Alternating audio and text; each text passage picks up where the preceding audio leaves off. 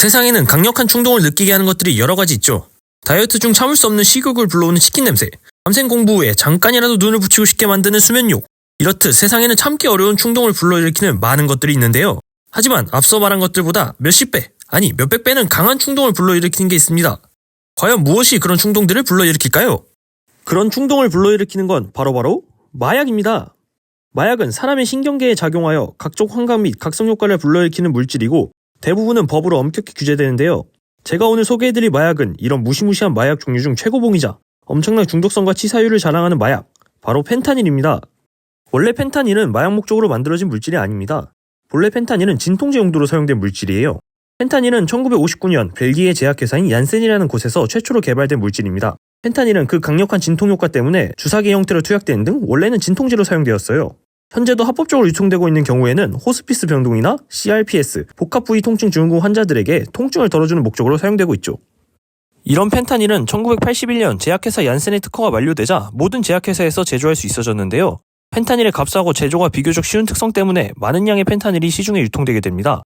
이 과정에서 의사의 잘못된 처방 때문인 오남용과 무분별한 유통으로 펜타닐에 중독된 사람들이 생기기 시작합니다. 펜타닐 중독에 대해 알기 위해서는 먼저 그 금단 증상이 무엇인지부터 알아야 됩니다. 펜타닐의 금단 증상은 과연 무엇이었을까요? 바로 살을 기름에 튀기는 듯한 통증이 발생한다는 것입니다. 이렇듯 강력한 금단 증상 때문에 한번 펜타닐에 중독된 사람들은 복용을 중단하기가 정말 어려웠습니다. 이런 강력한 금단 증상과 앞서 언급한 값싸고 제조가 쉽다는 펜타닐의 특성, 이러한 특성에 주목한 사람들은 누구였을까요? 바로 마약상들이었습니다. 만드는 데 필요한 원료는 싼데 창고나 지하실에서도 뚝딱 만들 수 있는 쉬운 제조 기법, 심지어 한 번 중독되면 끊기도 힘든 금단 증상까지 마약상들이 정말 좋아할 만한 특성이 있는 마약이었던 거죠. 그래서 마약상들은 중국을 통해 값싸게 원재료를 수입해서 펜타닐을 제조 후 미국, 멕시코, 캐나다 등에 유통하기 시작합니다. 2010년대부터 이런 펜타닐로 인한 문제는 대두되었고 시간이 흐르면 흐를수록 점점 심각해지기 시작했는데요. 다음 보시는 자료는 미국에서 각종 사건 사고로 인해 사망한 사람들의 수를 나타내는 표입니다.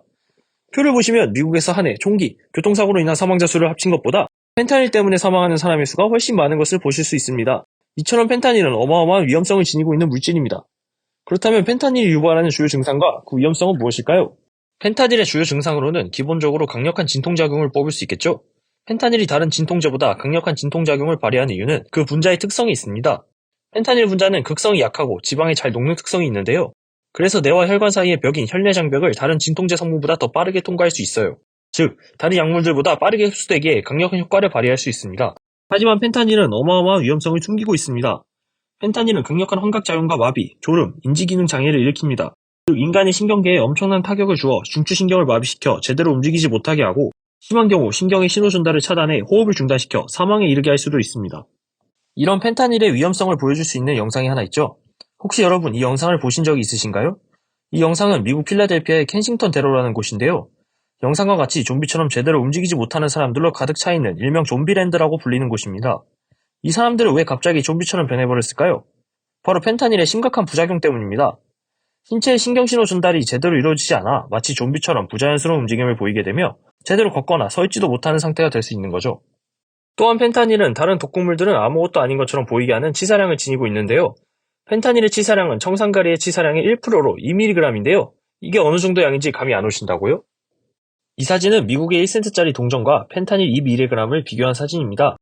1센트 동전에 그려진 링컨의 얼굴을 반 정도 채울 것 같은 양이 바로 2mg인데 이 정도 양으로도 사람을 충분히 죽일 수 있다는 거죠. 이제 펜타닐 치사량에 대한 감이 오셨나요? 또한 치사율을 높이는데 적은 치사량과 더불어 흡입과 사용이 너무도 간편한 특성이 한몫했습니다. 펜타닐을 입에 머금거나 코로 냄새만 맡아도 흡입할 수 있습니다.